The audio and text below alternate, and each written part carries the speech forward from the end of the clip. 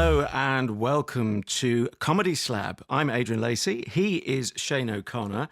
And between us, well, we're the Keppel and Betty of comedy critiquing. How's that? That is an old reference, isn't it? Where's Wilson? Anyone see Wilson? Is that Sergeant Wilson? Yeah. Well, my cousin Betty. Oh, right. No, it's Dolly. Dolly, that's... And it's his sister. Oh, we've failed here. We've in one masterstroke, we've alienated anyone under 50, and you've also got the wrong reference. And also, it makes it sound like we're about 150 because Keppel and Betty goes back to Variety. Well, I can't believe you've even mentioned them. Wilson, Keppel, and Betty used to do a Sundance, didn't they? Which can you imagine? I mean, that is your act today. Da, da, da, da, da. It is worth scurrying to YouTube to look it up, to, if nothing else, to see either how side-splittingly funny you find it or just sitting there going, Anyway, Comedy Slab. What is the Slab? Well, we put a different comedy show on the slab to dissect it each week, and we take it in turns to choose which comedy it is. And I know a lot of shows... of all kinds of varieties, from sitcoms to heavy dramas to even game shows, have to have something of a jeopardy. You know, something could be lost, something is at stake, or even a quiz like Who Wants to Be a Millionaire, which has just been revived. You've got to have the risk that it could all go wrong. And I have taken such a risk because I'm a huge fan of this artist, stand-up comedian, or as we'll find out, a sit-down comedian as well, and emerging musician, by the name of Stewart Lee. Now, we try and make these things inclusive. If you're listening to this anytime within 4 months of when I'm speaking, which is August 2018, you will be able, if you're in the UK or have otherwise access to BBC iPlayer television, you'll be able to see this show on iPlayer. The series, I should say, is called Stewart Lee's Comedy Vehicle. We're in Series 2, Episode 4, and there is a particular reason for going with that. But this is the nerve-wracking bit for me. Oh, I should add also it's available on DVD. So if BBC iPlayer is not available to you for whatever reason, you might be in another part of the world altogether, we wouldn't want you to miss out. So I think pretty much all his comedy vehicles, the name of his BBC series made by BBC Productions, this one we're talking about, they're available on DVD. Right, enough rambling from me. I haven't let you speak at all, have I, really? Or not to any great extent.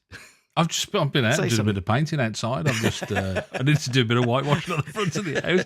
If you're anywhere in the world apart from the UK, you can't get a BBC iPlayer, can you? I think it's only the UK. You can get it.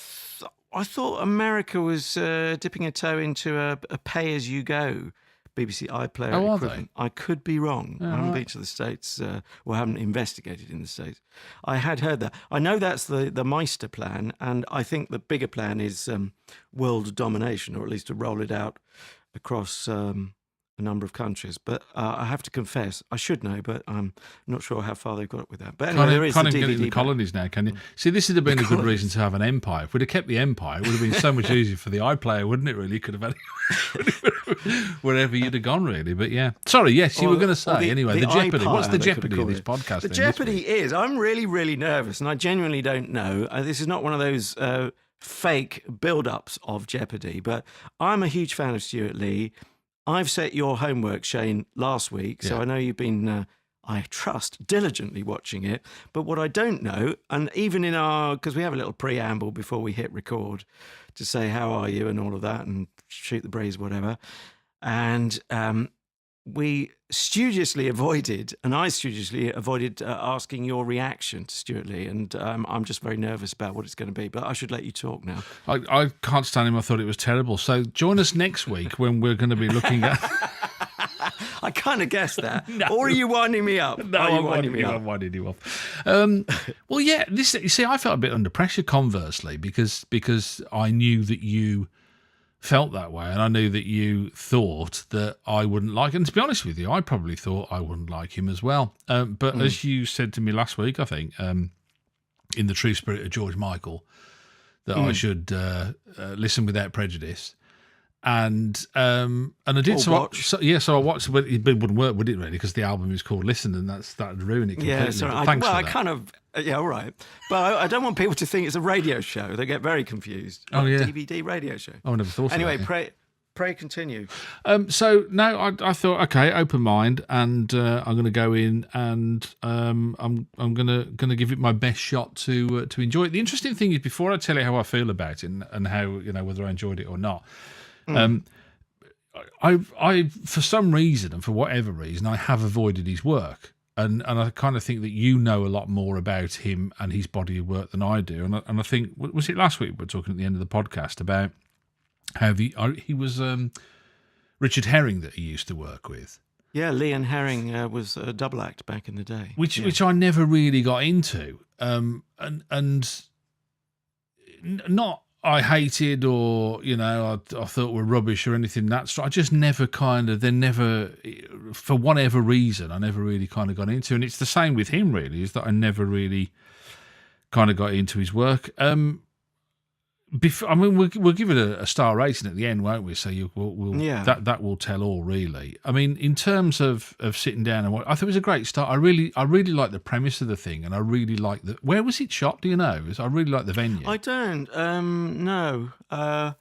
He has done stuff. I thought he'd done stuff. In what used to be my local, the Bedford, down in Balham. Right. But I might be mixing it up. It's because it was like a club, wasn't it? It was like a kind of sort of. Yeah, I think he wants that late night club look without the smoke that you used to get. Yeah, of course, yeah. But I really like that, and I really felt straight away. I felt at home with it. I felt it was like a kind of intimate venue.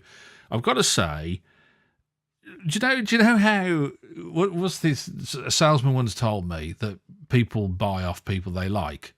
And I think it's true, and I think it's true with actors, and I think it's true with comedians and musicians as well. If you've got that thing where you like them initially, then I think it's a far easier ride. I have to say, I mean, I like the guy. The guy, it doesn't offend me. I don't think, I can't bear it. Like in the same way that I'm not a great fan of Graham Norton, for example. And whenever I see him, I think, Graham Norton, oh dear.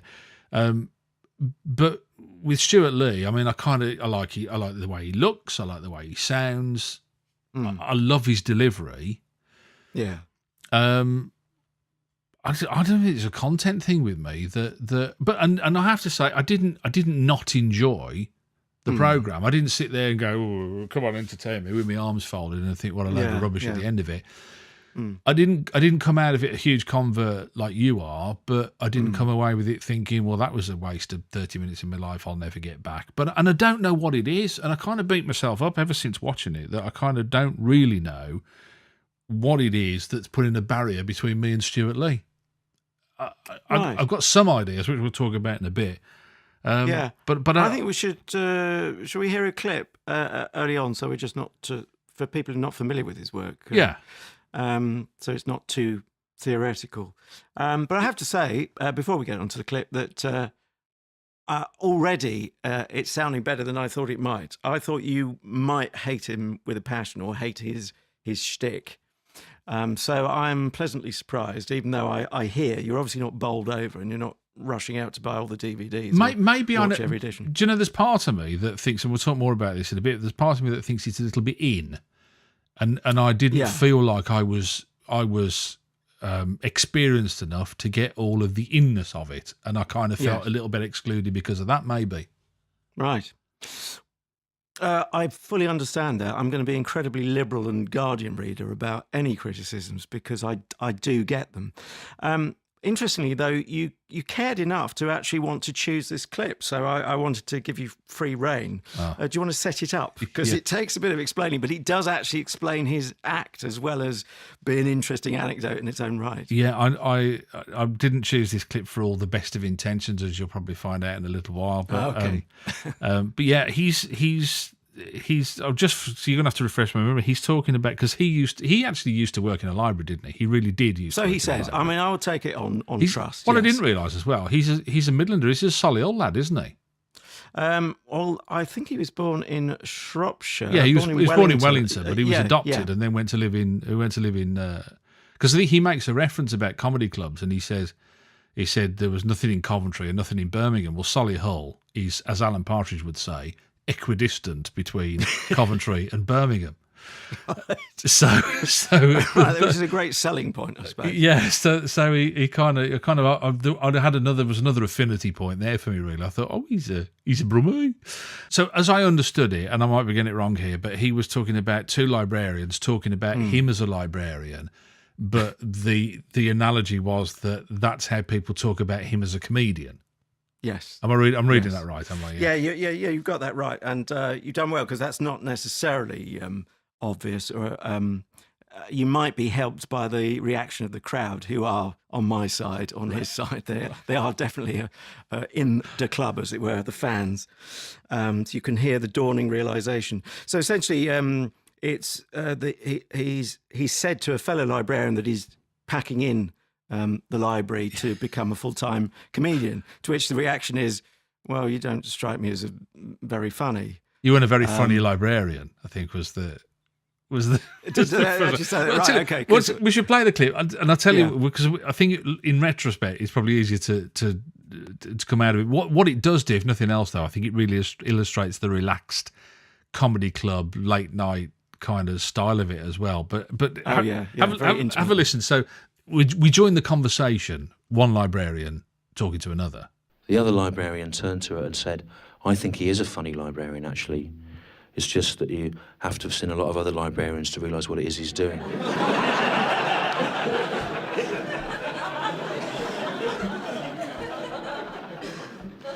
And the other one went, no, you're wrong.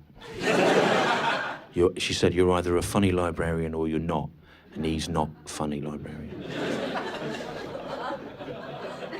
And the other one said that he is, because he is a librarian, but he also he's like he comments on what a librarian is.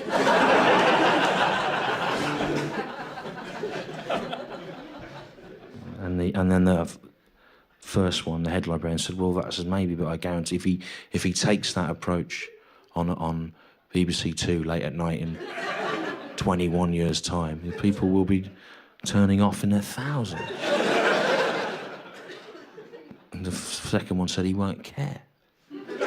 He'll see it as part of the process of refining the audience. So a little bit later on, actually, he just throws in, and it's just beautiful writing. He throws in a line where he reminds them, they're having this conversation. He says, I am still here, you know. And this is the guy. And then he self-consciously says that someone drops a glass, and then he self-consciously says, oh, well, it's an imaginary conversation between librarians. How am I supposed to concentrate, when people drop glasses and all of that? Yeah. So he's both in the scene and he stands out of it. And this is Stewart Lee all over. And if it's going to drive you mad, the entire act will drive you mad, I'm afraid, because that is his shtick. But I hope you might... it sounds like you've at least tried to listen, stroke, watch without prejudice. Well, to be honest with you, coming out of that was the point at which I thought I'd have liked to have seen different topics and not talking for so long, and I felt it had gone on too long. That's why I thought that clip would be a good one to listen to, because I thought it really it demonstrates the. It kind of to me there's a line where you kind of go, oh that's and another thing and something else, and then after that you kind of think, I'm stuck in an infinite loop of this gag now. I just want to. Yeah. Do you know what I mean? And I think because he's doing it, he's obviously doing it in a semi-improvisational way. And I say semi because there are script editing and script writing credits. That's the point at which I thought, okay, come on. I felt like it needed dragging along a bit there. Do you ever get that sense? Or? Yeah, I do, and that's where I was saying I'm going to be incredibly liberal, because I do understand the. That as a complaint, and occasionally I feel that. I suppose I've got more patience with him. Again, it's down to buying something off someone you like. I like him, and So I cut him more slack than I would a stand-up who kind of riles me a bit, or I don't feel so sympathetic towards. And in the same way, I think, probably it's because I haven't heard enough of him that I don't, because it takes 2 or 3 episodes like that to kind of get into it, doesn't it? Really, to get into that. Okay, I kind of, and you relax and you get into the pace at which they work at is another thing as well. You can go and see a comedian and they're like firing jokes and you think, oh God, I'm knackered now after all that kind of thing. And then others have a much more kind of sort of, slower pace of delivery. And it's kind of getting into, he obviously has a slower pace. Yes. But I did just think I wanted to hear more of his observations, but on more subjects, I think was the thing I felt there. The thing that shocked me, and I asked you last week about with the sketches in it, because you kind of alluded to the fact that it wasn't just him doing straight delivery, and then of course these things with Armando Iannucci pop up in little cutaway vignettes or whatever we might call them. What term did you want to use? No, well, I just, when I was making notes, I almost thought it was like a therapeutic interview. It was like Armando Iannucci was his counsellor or his therapist, and he was. And he was, in fact, I wouldn't take a recommendation off you for a therapist because he's quite combative. He's winding him up. Yeah. Now I don't know what the timeline is with that, because this is old shtick from Armando Iannucci. He's done this before. In fact, he did. Do you ever seen a series called Time Trumpet that he did? Oh, sounds vaguely familiar. It was only 6 episodes because I think it hadn't got the legs to go any further than that, in fairness. But was that the one where, he was a solo act and linking different scenes, and there was a guy called Hugh next door? No, he was. Remember that? He was doing a very similar kind of. It was almost like a documentary of this. He was like looking back. It was the retrospective. It was like looking back at now. So it was like it was made in the future, but he was like in 2018 or 17 or whenever it was made. This is what life will be like. But it was now, if you see what I mean. He was doing that. But the technique that he used was a lot of these interview kind of things where he was the interviewer and he'd go, tell me about this and what was TV like in 2017 and that kind of thing. Oh, I think, there was one with this character, Hugh, which he always said, Hugh, when he came in. And Hugh always got everything wrong. And he said, in the old days, if we wanted widescreen TV, we'd just put loads of ordinary TV sets together. That's yeah. I haven't watched it for a long time. Yeah, it could well be. No, it's all coming. I haven't seen it since it went out. Yeah. And that took me back. Those kind of vignettes took me back to Time Trumpet days as well. So I don't know whether that was. I'm guessing that Time Trumpet was before. And Stewart Lee's comedy vehicle would have been afterwards, I'm guessing. Oh, very definitely, yeah. I mean, Time Trumpet, we'd probably both be horrified to find is certainly 15 years ago. Yeah, probably. Going on 20, perhaps. He's got a thing. The other thing with Stewart Lee, he's got this thing about other comedians. Which I kind of read about or glanced about stories about. What is that? Why does that have? To me, that puts me off him a little bit because it's like kind of unnecessarily adversarial. I don't know why he has to. Why does he do that? Well, I think you'd have to ask him. It does get my mildly giddy goat very occasionally. Again, it's part of the returning shtick. And if you don't like that, that is going to be a difficult thing to get past because it's a big part of the act. I think there's so much of him sending himself up.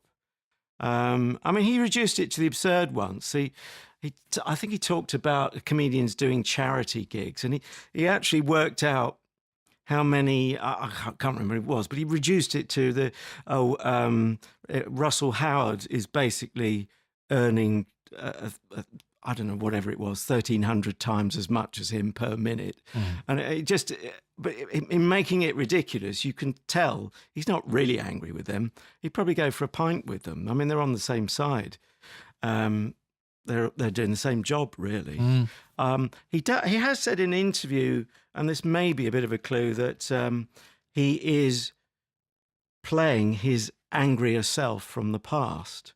So one can imagine in his 20s, I mean, I can't speak for you, but if you've got any ambition, and maybe it's more a male thing, I don't know, you can be very dismissive of other people you feel they're all crowding on your space. Whereas you get older, you've seen people's careers come and go, rise and fall, especially in showbiz, and you think, well, okay, I might be going through a rocky patch. I'll probably have a better year next year, and it doesn't matter that so-and-so's overtaken me this week, because in a couple of weeks they might be on their uppers, or, does that ring true at all? Yeah, the only thing that confused me was because, as you say, his delivery wasn't particularly aggressively angry. I kind of thought, so does he mean it, or is that just part of the act? So, I mean, it's all just part of the act, if you know what I mean. But is that something? And in isolation, it kind of didn't really make a lot of sense. Right. Other than I know he's got this thing about Michael McIntyre, hasn't he?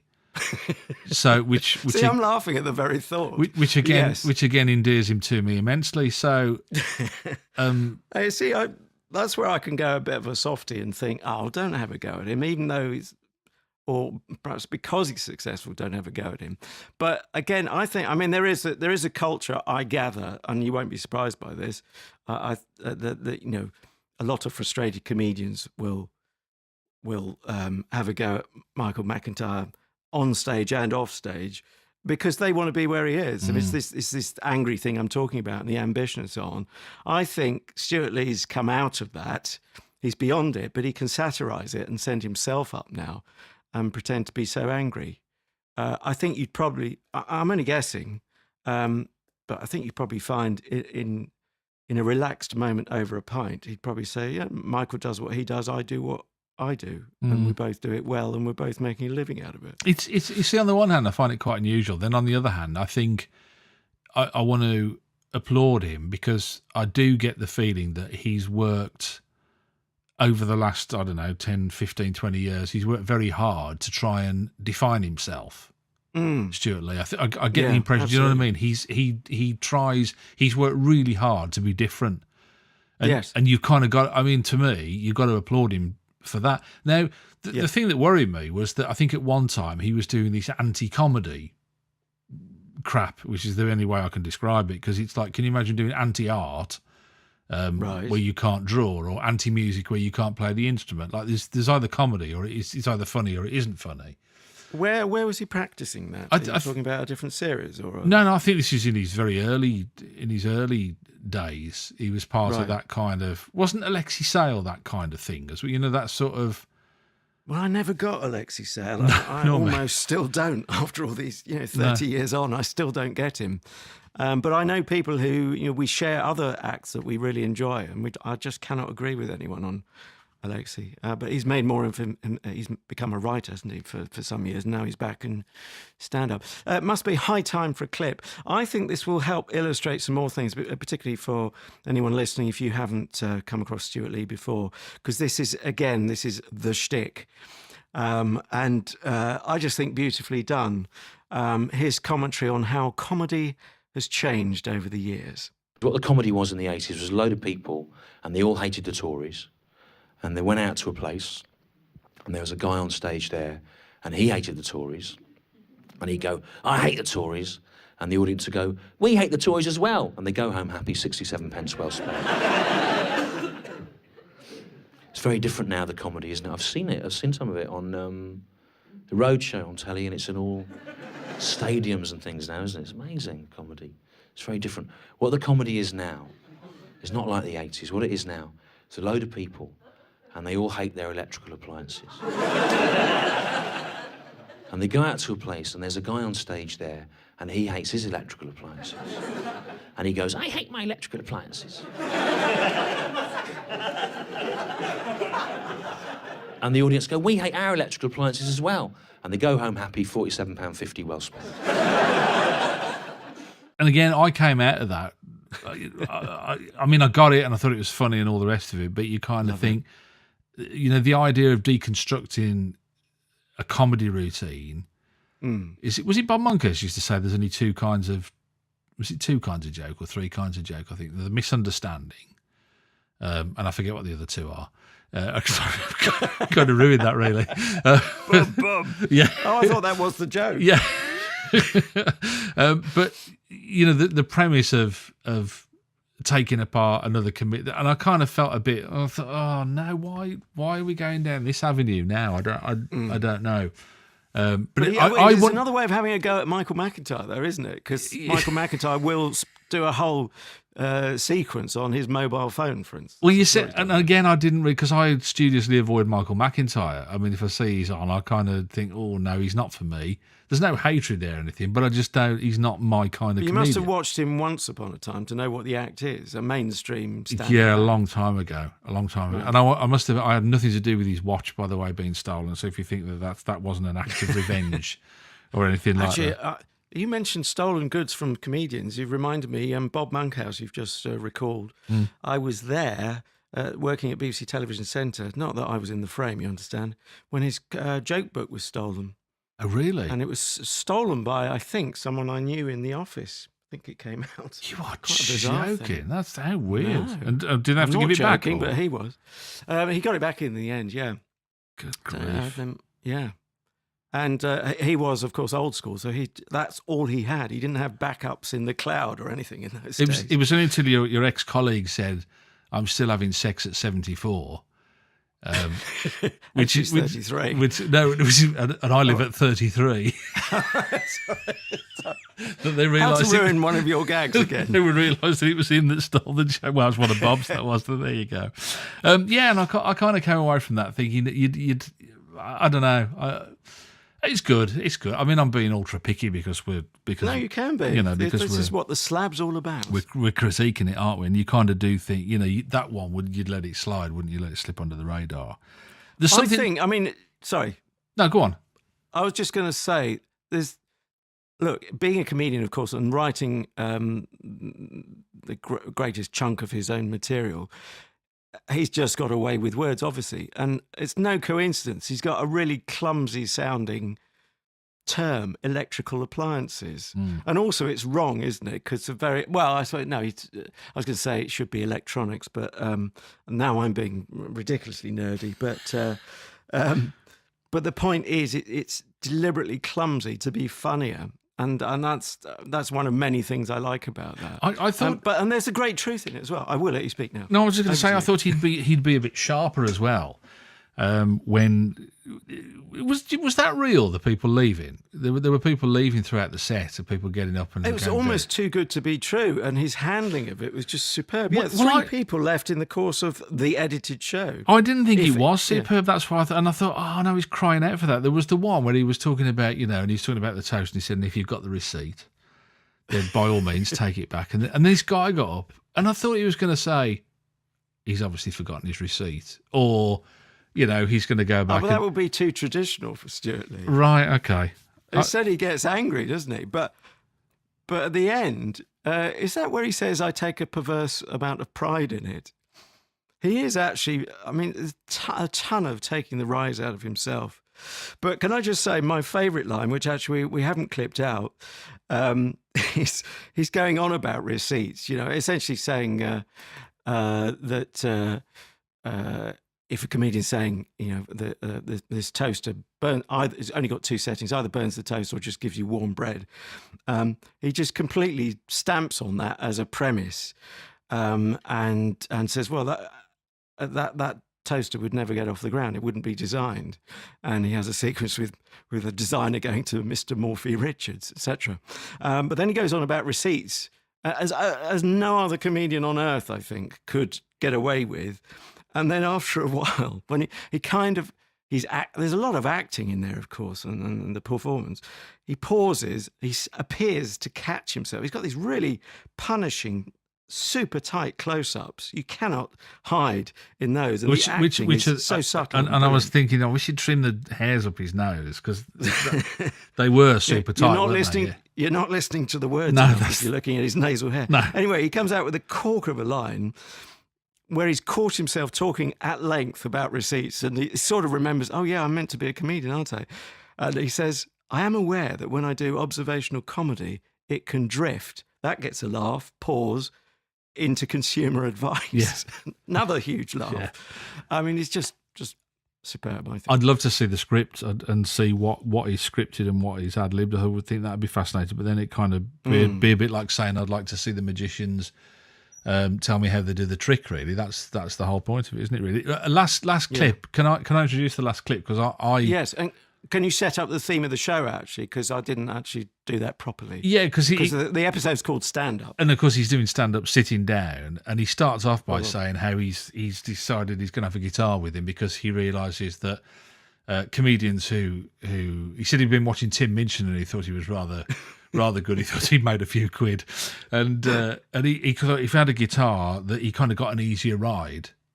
He said, you can do much less worthy material if you're holding a guitar and you tune it up occasionally, all that sort of stuff, which I thought was great. And there's a brilliant start, and I was really into it. I really liked that whole thing. But all the way through, there's like kind of he held the guitar the whole show, didn't he? And you kind of, I didn't know whether there was going to be a song at the end. It wouldn't have surprised me. Having said that, there'll be a song in 25 minutes. Yeah, it would be just like him to not give you a song. Because you were saying about how non-traditionalist he is, and I'm thinking, well, probably there won't be then. There won't be a song. That's just going to be, something at the end where he'll walk off or he'll put the guitar down or smash it or whatever. Anyway, there was a song at the end. And again, very traditionally, it was a comedy callback song, wasn't it, to something that he'd said earlier about the clip that you played about the toaster. So it kind of all sort of makes sense. But I just thought it was great. I just thought it was a really brilliant ending because it was just not what you were expecting at all, was it, really? And in the style of Bob Dylan, we should say. And there's a toaster, and it always burns the bread. Well, there's a town in the northeast of England where the weather's always freezing. And the girls parade around in inappropriate clothing. And there's a drawer of random objects in the shed. And there's a toaster, and it always burns the bread. I don't believe you. You're a liar. You're a liar. And your pants are lit on fire. You're a liar.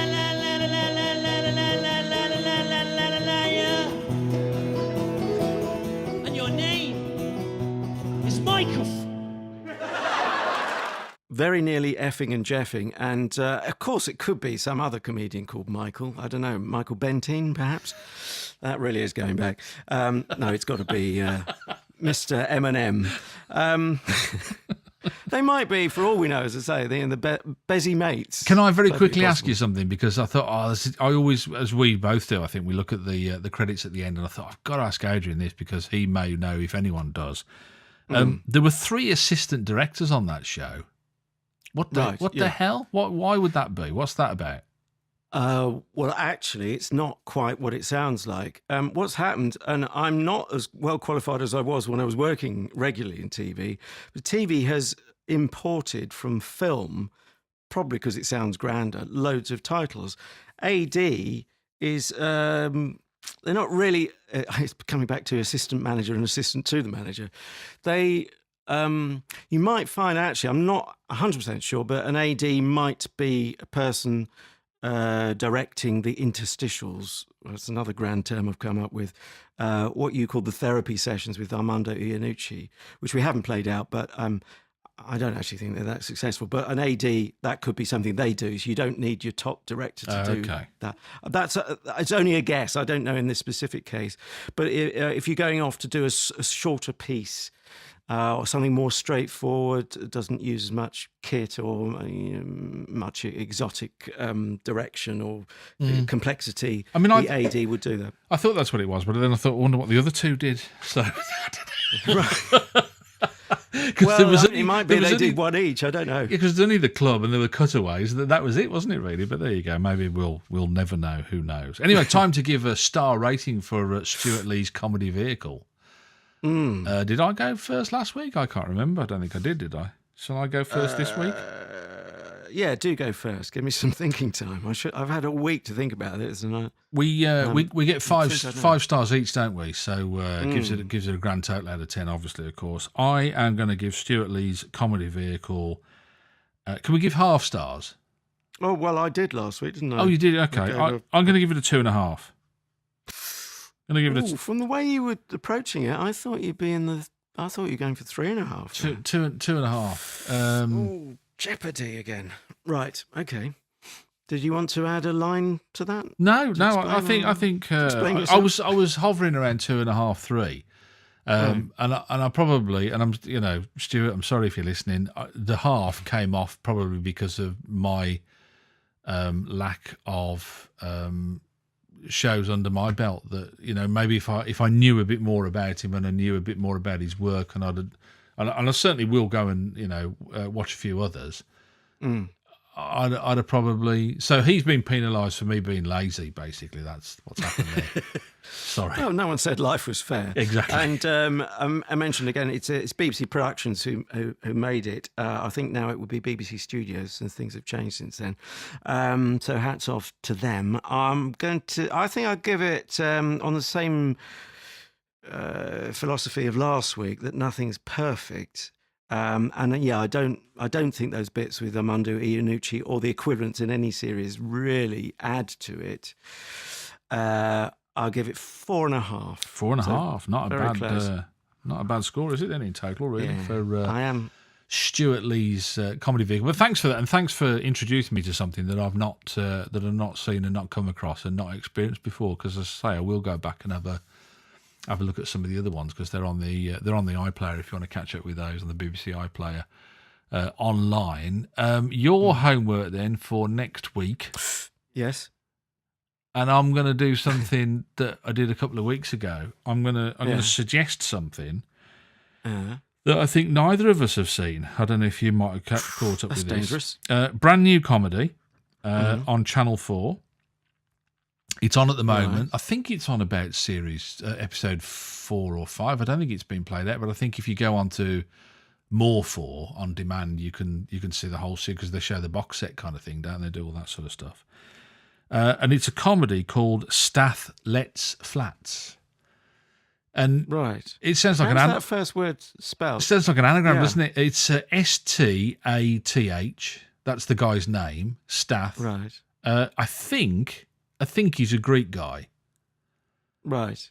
I was wondering about that. Stath. But he, as the title suggests, lets flats. He's No way. He's I didn't realise this was a thing, but he's an estate agent, but he only lets stuff. He's like a letting agent rather than Right.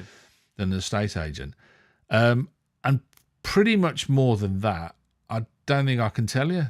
Because, like I say, it's brand new. I keep seeing the trails for it, and because we do the Comedy Slab podcast, you like, oh, hang on, what was that new comedy series? What? And you catch the trail of it, and I think, okay, well, let's do something that you've not seen it. I'm guessing. No, I haven't. So I will look forward to dissecting that. We must give a shout out, as I believe the youth of today say, for our Twitter account. Which is at Comedy Slab. I ruined that a bit there, didn't I? I ruined it by getting it wrong. Pseudo young person. Woo, woo. I thought you'd drop your Zimmer frame or something. That pain in your ankle you've been whinging about for years. So it's on the Twitter. It is at Comedy Slab, and new to Facebook. Over to you, sir, because you set this up only this week. It's the same deal again. It's just Comedy Slab. If you type in Comedy Slab into Facebook, our page will come up there. If you can like and caress and tickle and do all the other things that you fondle. What happened to poking? Nobody pokes anymore. Have you noticed? That's true. Yeah, we were poking like it was going out of fashion, weren't we? And then all of a sudden, it's. You're so right. It's so yesterday, isn't it? Poking. Oh, he poked me. Oh, what's the matter with you, Grandad? Well, did they realise the double meaning in Britain? Not that Facebook America Inc. really cares about this little island. No, I don't think they do. But yeah, if you can catch up with us as well. If you want to catch the full podcast, however you've got it this time. Just to let you know that we're on the Electric YouTube. You can catch us there. And loads of ways on loads of podcatchers, aren't there now? I was thinking Chitty Bang Bang when we say podcatchers. Yes, or rat catchers. And we are on iTunes now, so that's new this week as well. Or Apple Podcasts. Podcasts, I think you'll find it's called. Oh, you're getting me back for previous weeks. Anyway, that just about does it for another slab. Time to put the detergent on and wash down the slab, clean the scalpel, and get ready for next week's dissection. Did I get away with that? It's disgusting.